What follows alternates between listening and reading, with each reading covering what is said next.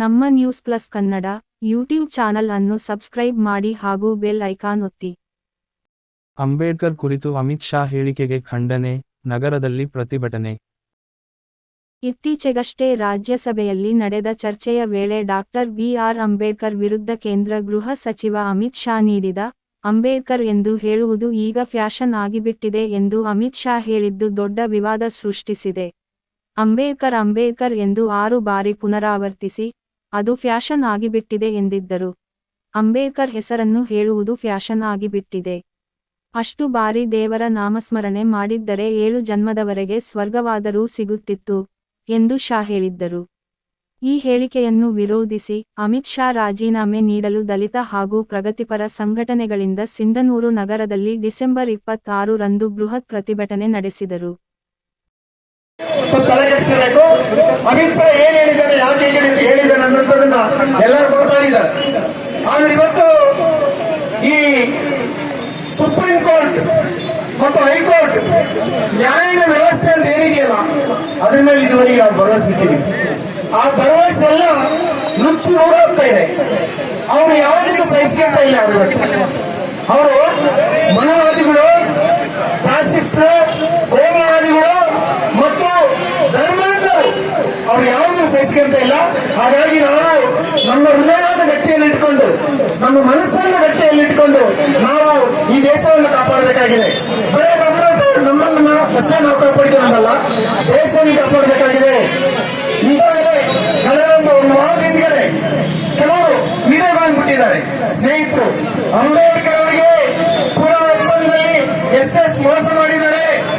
British ಸರ್ಕಾರ ಅವರಿಗೆ ಏನೆಲ್ಲ ಅವಕಾಶ ಕೊಟ್ಟರು ಕೂಡ ಈ ಮನೋವಾದಿಗಳು ಅಂಬೇಡ್ಕರ್ ಅವರನ್ನ ಹಿಂದ ತಳ್ಳೋದಕ್ಕೆ, ದಲಿತರು ಹಿಂದ ತಳ್ಳೋದಕ್ಕೆ ಎಂತೆಲ್ಲ ಒಂದು ಕುತಂತ್ರ ಮಾಡಿದ್ದಾರೆ ಅಂತ ಎಲ್ಲರಿಗೂ ಗೊತ್ತಿದೆ. ಹಾಗಾಗಿ ಮತ್ತೆ ಇವತ್ತು ಪಾರ್ಲಿಮೆಂಟ್ ನಲ್ಲಿ ನಾವು ಅಂಬೇಡ್ಕರ್ ವಾದಿಗಳು ಅಂತೇನು ಇವರು ಕಚ್ಚಾಡ್ತಾ ಇದ್ದಾರಲ್ಲ, ಇವರು ನಿಜವಾಗ್ಲೂ ಅಂಬೇಡ್ಕರ್ ವಾದಿಗಳನ್ನ, ನಿಜವಾಗ್ಲೂ ಅಂಬೇಡ್ಕರ್ ವಾದಿಗಳಾಗಿದ್ರೆ ಸ್ವತಂತ್ರ ಹೋರಾಟ ಸಂದರ್ಭದಲ್ಲಿ ಏನು ಅಂಬೇಡ್ಕರ್ ಅವರು ದಲಿತರಿಗೆ ಪ್ರತ್ಯೇಕ ಮೀಸಲಾತಿ ಬೇಕಂತ ಹೋರಾಟ ಮಾಡಿದ್ರು. ಆ ಸಂದರ್ಭದಲ್ಲಿ ಇಡೀ ಎಲ್ಲ ಪಕ್ಷದವರು ಒಂದು ಕಡೆ ಆಗಿಬಿಟ್ಟು ಆ ಒಂದು ಪ್ರತ್ಯೇಕ ಮೀಸಲಾತಿಯನ್ನು ತಪ್ಪಿಸಿದ್ರು. ಇವತ್ತು ಮೀಸಲಾತಿ ಅದು ಎಷ್ಟು ಅನನುಕೂಲ ಅದ್ರ ಬಗ್ಗೆ ಬೇಡ ನಾವು. ಹಾಗಾಗಿ ಐತಿಹಾಸಿಕ ಎಷ್ಟೆಲ್ಲ ಮೋಸ ಮಾಡಿದ್ದಾರೆ ಅವರು ಅನ್ನೋದ್ರ ಬಗ್ಗೆ ಎಲ್ಲ ಕೂಡ ಗೊತ್ತಿದೆ. ಹಾಗಾಗಿ ಬಂದ್ರೆ ನಾವಿವತ್ತು ಎರಡೂ ನಾವು ನೆನಪಿಟ್ಕೋಬೇಕು. ಒಂದು ಸಂವಿಧಾನ ಮತ್ತು ಇನ್ನೊಂದು ನ್ಯಾಯಾಂಗ ವ್ಯವಸ್ಥೆ. ಸಂವಿಧಾನದಲ್ಲಿ ಏನಾಗಿದೆ ಅಂತ ಈಗಾಗಲೇ ನಮಗೆ ಗೊತ್ತಿದೆ. ಮೊನ್ನೆ ಕಳೆದ ಒಂದು 15 ದಿವಸಗಳ ಹಿಂದುಗಡೆ ಏನು ನಮ್ಮ ಸಂವಿಧಾನದಲ್ಲಿ ಒಂದು ಏನಿತ್ತು ಮುನ್ನುಡಿಯಲ್ಲಿ ಅಥವಾ ನಿರ್ದೇಶನ ತತ್ವ ಅಂತಕ್ಕಂಥದ್ದು ಏನು ನಾವು ಕರಿತೀವಿ ನಾವು, ಅದರಲ್ಲಿ ಜಾತ್ಯತೀತತೆ ಮತ್ತು ಸಮಾಜವಾದ ಅಂತಕ್ಕಂಥ ಒಂದು 2 ಅಂಶಗಳಿದ್ವು. ಆ ಪದಗಳಿದ್ವು. ಆ ಪದ 1976ರಲ್ಲಿ ಅದನ್ನು ಸೇರ್ಪಡೆ ಮಾಡಲಾಗಿತ್ತು. ಅದನ್ನು ಸೇರ್ಪಡೆ ಮಾಡಿ ನೀವು ಸೇರಿಸಲಿಕ್ಕೆ ರೆಡಿ ಇಲ್ಲ. ಜಾತ್ಯತೀತ ಸಮಾಜವಾದ ಅಂತಕ್ಕಂಥ ಒಂದು ಶಬ್ದ ಸಂವಿಧಾನದಲ್ಲಿ ಸೇರ್ಪಡೆ ಆಗಿತ್ತು. ಅದನ್ನು 76ರಲ್ಲಿ ತಿದ್ದುಪಡಿ ಮಾಡಿ ತಂದಿದ್ರು. ಆ ಪದ ಕೂಡ ನೀವು ಉಳಿಸ್ಕೊಳ್ಳೋಕೆ ರೆಡಿಯಿಲ್ಲ ಅವರು. ಸುಪ್ರೀಂ ಕೋರ್ಟ್ ಕಡೆಯಿಂದ ಕಳೆದ 15 ದಿವಸದಲ್ಲಿ ಅದನ್ನು ತೆಗೆದಾಕ್ಬಿಟ್ಟು ಈ ಪದ ತೆಗಿಬೇಕು, ಈ ಪದ ಇರಬಾರ್ದು ಅಂತಕ್ಕಂಥ. ಅಂದ್ರೆ ಅವ್ರನ್ನ ಅರ್ಥ ಮಾಡ್ಕೋಬೇಕು. ಜಾತ್ಯತೀತ ಸಮಾಜ ಇರಬೇಕಂತ ಅವ್ರು ಬಯಸಲ್ಲ. ಜಾತ್ಯತೀತ ಸಮಾಜ ಆಗಿಲ್ಲ, ಸಮಾಜವಾದ ಸಮಾಜ ಆಗಿಲ್ಲ. ಆದ್ರೆ ಇವತ್ತು ಅದು ಮಾಡೋದಕ್ಕೆ ದೂರವಾಗಿ ಮಾಡಿರ್ತಕ್ಕಂಥ ಅಂಬೇಡ್ಕರಿಗೆ ದೇವಭಾವದ ಬುದ್ಧಿ ಅಂತಕ್ಕಂಥ ಅಮಿತ್ ಶಾ ಅವರೇ ನಿಮಗೆ ಧಿಕ್ಕಾರ ಇರಬೇಕು ನಮ್ಮ ಕಡೆಯಿಂದ. ಯಾಕಂದ್ರೆ ಎಲ್ಲಿದೆ ಸ್ವರ್ಗ, ಎಲ್ಲಿದೆ ನರಕ? ಆಚಾರದ ಸ್ವರ್ಗ, ಅನಾಚಾರದ ನರಕ. ಅನಾಚಾರದ ಮಾತುಗಳನ್ನು ಆಡಿರ್ತಕ್ಕಂಥ ನಿನಗೆ ಈ ಭಾರತ ದೇಶ ಅಲ್ಲ, ಇಡೀ ವಿಶ್ವದ ಧಿಕ್ಕಾರ ಇರಬೇಕಾಗಿತ್ತು ನಿಮಗೆ. ಅಮಿತ್ ಶಾ, ನಿಮ್ಮೊಂದು ಬುದ್ಧಿವಾದ ಹೇಳಕ್ಕೆ ಇಷ್ಟಪಡ್ತೀನಿ. ನೀನು ಯಾರಿಂದ ಅಧಿಕಾರ ತೆಗೆದುಕೊಳ್ಳಿ?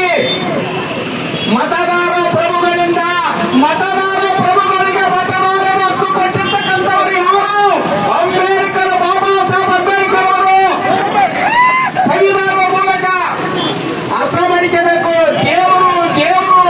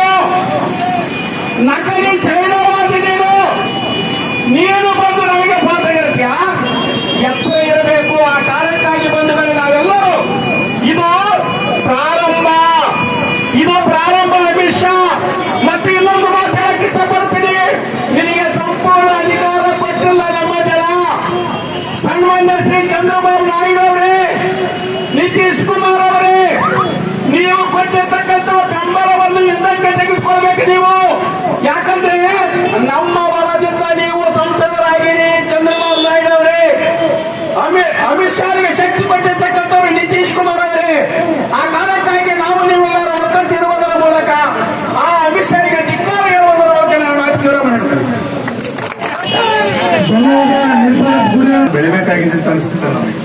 ಇಷ್ಟೊತ್ತಿಗೆ ಉರಿಬೇಕಾಗಿತ್ತು, ಇದು ಉರಿಬೇಕಾಗಿತ್ತು.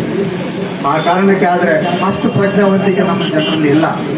ಅಧಿಕಾರಕ್ಕಾಗಿಯೇ ನಮ್ಮ ಶೋಷಿತ ವರ್ಗದವರು ಅವರಿಂದ ಹೋಗ್ತಾ ಇದ್ದಾರೆ. ಇವತ್ತು ಅಧಿಕಾರಕ್ಕಾಗಿ ಜಸ್ಟ್ ನಮ್ಮ ಸಮುದಾಯಕ್ಕೆ ಏನಾಗುತ್ತೆ ಅಂತ ಅವ್ರಿಗೆ ಯಾರಿಗೂ ವಿಚಾರಗಳಿಲ್ಲ. ಅವರನ್ನು ಸಮರ್ಥನೆ ಮಾಡ್ಕೊತಾರೆ ಪಾರ್ಲಿಮೆಂಟ್ನಲ್ಲಿ, ಅಸೆಂಬ್ಲಿಯಲ್ಲಿ. ಇದೊಂದು ದೊಡ್ಡ ದುರಂತ. ಆ ಕಾರಣಕ್ಕೆ ನಾವೆಲ್ಲರೂ ಸಹಿತ ಒಬ್ಬರಲ್ಲಿನಿಂದ ಇದನ್ನು ಖಂಡಿಸಬೇಕು. ಬಹುಶಃ ಯಾವ ಪ್ರಜ್ಞಾವಂತ ಜೀವಿ ಇದಾನೋ ಅವನು ಎಲ್ಲೇ ಇರಲಿ ಅವನು ಈ ಅಮಿತ್ ಶಾ ಅವರ ಈ ಮಾತನ್ನು ಎಲ್ಲೂ ಒಪ್ಪಲಿಕ್ಕೆ ಸಾಧ್ಯವೇ ಇಲ್ಲ. ಹಾಗಾಗಿ ಇಂಥ ಒಂದು ನೆಲೆಯಲ್ಲಿ ನಾವು ಜನರನ್ನು ಪ್ರಜ್ಞಾವಂತರನ್ನಾಗಿ ಮಾಡಬೇಕಾಗಿದೆ ಹೊರತು ಮುಂದೆಲ್ಲ ಮತ್ತೆ ಚುನಾವಣೆಗಳು ಬರ್ತಾವ, ಪ್ರಜ್ಞಾವಂತಿಕೆಯಿಂದ ಮತ ಹಾಕಿದ್ರೆ ಮಾತ್ರ ನಾವು ಇಂಥ ವ್ಯಕ್ತಿಗಳನ್ನ ದೂರಿಡೋದು ಸಾಧ್ಯ ಇದೆ, ಇಲ್ಲದ್ರೆ ದೂರಿಡೋಕೆ ಸಾಧ್ಯ ಇಲ್ಲ. ಅದಕ್ಕಾಗಿ ಆ ಪ್ರಕ್ರಿಯೆಯನ್ನ ತುಂಬಬೇಕು ಎಲ್ಲ ಕಡೆ. ಇಲ್ಲೇನು ನಮ್ಮ ಸಮುದಾಯಗಳಿದೇವಲ್ಲ, ಶೂದ್ರ ಸಮುದಾಯಗಳು ಅಂತಕ್ಕಂಥದ್ದು ಏನೆಲ್ಲ ಬರ್ತವೆ, ಆ ಒಂದು ವರ್ಗವನ್ನು ಬಿಟ್ಟು ಉಳಿದವರೆಲ್ಲರೂ ಶೂದ್ರರೇ. ಅವರೆಲ್ಲರಿಗೂ ಒಂದು ಎಚ್ಚರ ಇರಬೇಕು. ಏನು ಎಚ್ಚರ ಇರಬೇಕಂದ್ರೆ ನಮ್ಮ ವಿರೋಧಿ ಮೂಲ ಯಾರು ಅನ್ನೋದು ಗೊತ್ತಿರಬೇಕು. ಆ ಕಾರಣಕ್ಕೆ ಇವತ್ತು ಈ ಒಂದು ಕೆಲಸ ಮಾಡ್ತಕ್ಕಂಥದ್ದು ಮತ್ತು ವಿರೋಧ ಮಾಡ್ತಕ್ಕಂಥದ್ದು ಅವತ್ತು ಕೇಳಿದ ಕೂಡಲೇ ನಮ್ಗೆ ಬಹಳ ವಿಚಿತ್ರ ಅನಿಸ್ತು ನನಗೆ. ಅವ್ರ ಮಾತುಗಳನ್ನು ಕೇಳಿ ಯಾವ ಪರಿಸ್ಥಿತಿಯಲ್ಲಿ ಇದಾರಲ್ಲ ಈ ಒಂದು ಹೋಮ್ ಮಿನಿಸ್ಟರ್, ಇಂಥ ಕೆಟ್ಟ ಗೃಹ ಮಂತ್ರಿಯನ್ನ ಪಡೆದಂತ ನಾವೆಲ್ಲರೂ ಭಾರತೀಯರು ದೌರ್ಭಾಗ್ಯದಿಂದಲೇ ಹೇಳಬೇಕಾಗ್ತದ್ದು.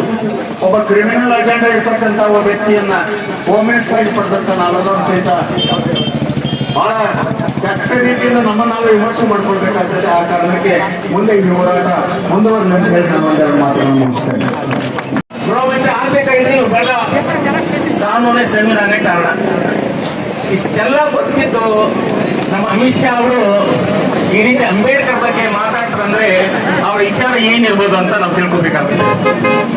ಹಳ್ಳಿಯಲ್ಲಿ ಒಂದು ಮಾತು ಹೇಳ್ತಾರೆ, ಯಾವುದೋ ಒಂದು ಬೋವಣಿಯಲ್ಲಿ ಕುಡಿಕೆಯಲ್ಲಿ ಏನು ಇರ್ತದ ಅದೇ ನಾವು ಇದರಲ್ಲಿ ಬೋವಣಿಯಲ್ಲಿ ಏನು ಬರ್ತದೆ ಚಮಚದಾಗ ಅದ ಬರ್ತದ. ಚಮಚದಲ್ಲಿ ಇಲ್ಲಿ ನಾಲಿಗೆ, ಅದ್ರ ಒಳಗೆ ಏನಿದೆ ಆ ಚಮಚದ ಮುಖಂಡ್ರೆ ಹೊರಗೆ ಬಂದಿದೆ. ಏನೋ ಒಂದು ಉದ್ದೇಶ ಬೇರೆ ಇದೆ. ಬೇರೆ ಎಲ್ಲರೂ ಗೊತ್ತಿದೆ. ಈಗ ಕಳೆದ 16 ವರ್ಷಗಳನ್ನು ನಾವು ನೋಡ್ತಾ ಇದ್ದೇವೆ. ಸಂವಿಧಾನದ ಬದಲಾಗಿ ಮನುಷ್ಯಶಾಸ್ತ್ರವನ್ನು ಮನುಷ್ಯನ ಅವರು ಜಾರಿಗೊಳಿಸಲು ಬಯಸ್ತಾ ಇದ್ದಾರೆ. ಅದರ ಒಂದು ಹಿಡನ್ ಎಜೆಂಡಾ. ಅದಕ್ಕಾಗಿ ಹೀಗೆ ನಾವೆಲ್ಲ ಇವತ್ತು ಒಗ್ಗಟ್ಟಾಗಿ ಇವರ ಒಂದು ಏನು ಹಿಡನ್ ಎಜೆಂಡಾ ಇದೆ ಅದನ್ನು ನಾವು ಆಗ್ಲಿಕ್ಕೆ ಜಾರಿ ಆಗ್ಲಿಕ್ಕೆ ಬಿಡುಗೊಡದೆ ಒಗ್ಗಟ್ಟಾಗಿ ಅದನ್ನು ಸೆಳೆಬಿಡಬೇಕಾಗಿದೆ. ಅದೇ ರೀತಿಯಾಗಿ ನಾವು ಇವತ್ತು ಅವ್ರು ಹೇಳಿದ್ರೆ ಇನ್ನೊಂದು ಮಾತು, ಅವ್ರನ್ನ ಅನ್ನೋ ಬದಲಿ ದೇವ್ರನ್ನ ನೆನಪು ಮಾಡಿದ್ರೆ ಸ್ವರ್ಗ ಸಿಗಬೇಕು ಅಂತೇಳಿ.